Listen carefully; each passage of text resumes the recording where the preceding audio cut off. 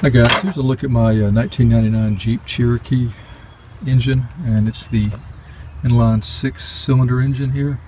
I'm about to do an oil change, and I wanted to make some comments about the oil filler cap here.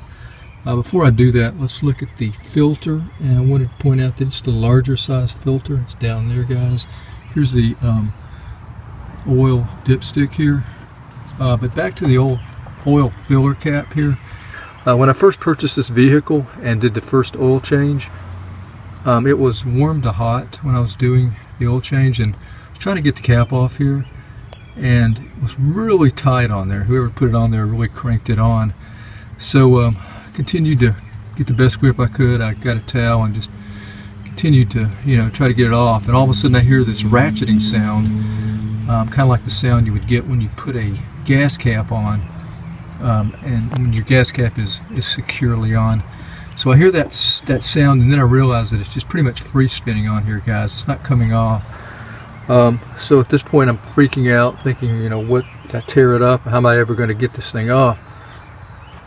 And then I realized that this is not a single plastic or composite piece here. It's actually 3 pieces, and I don't know why you would need a 3-piece or 3-part oil filler cap. But to get it off, what I had to do was I used a flathead screwdriver here, and I just wedged the cap up, just kind of worked my way around, and finally got it off.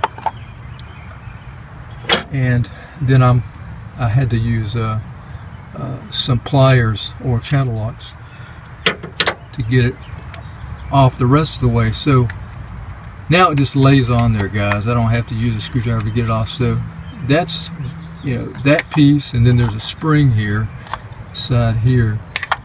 Then here's the actual seal right here. But this was really tight on here, and so that's why I had to use the pliers here. And make sure that if you're having this problem and you're going to use pliers here, make sure that you don't crack this, and so that it goes down into your engine here. Just grab it and turn it to the left. So at this point now, guys, I don't have this thing on here tight, so you can see how easy it is. So that's what happened with me. And I don't know if it's a common thing with these Cherokees. Like I said, this was a 1999, but if you're having trouble getting your oil filler cap off, guys, maybe this will help you. And if you were wondering, like myself, what type of oil to use in your Cherokee, I have the 1999 owner's manual here. And as far as engine oil, it recommends to use only API approved motor oil. Look for this symbol here on the front. Symbol on the front oil of an oil container means that the oil has been certified by the American Petroleum Institute to meet all lubrication requirements specified by Diamond Chrysler Corporation. So it says to use API approved oil. Viscosity, here's a little chart here. 10W30 is preferred, 50830. Here's the temperatures with the little arrow showing. I myself use the 1030. I'm in a hot climate where it reaches 100 degrees and possibly over a few days a year. Another thing is frequent oil changes. I was always wondering about if you really need to change your oil, every 3,000 miles. Well, according to this, it says to, if you make frequent short trip, let me get this right. If it says frequent short trip driving less than 5 miles, frequent driving in dusty conditions, that's me, both of those are me. Frequent trailer towing, that's not me. Extensive idling, off-road driving, I don't do really much of that at all. Desert operation, none of that.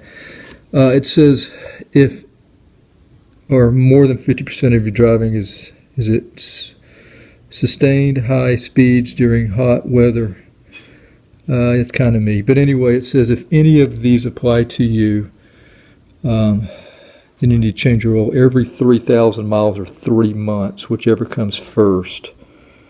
If none of these apply to you, then change your oil every 7,500 miles or 6 months. So, you know, looks like I'm going to have to be changing mine every 3,000 miles. So that was something I really wanted to find out, guys.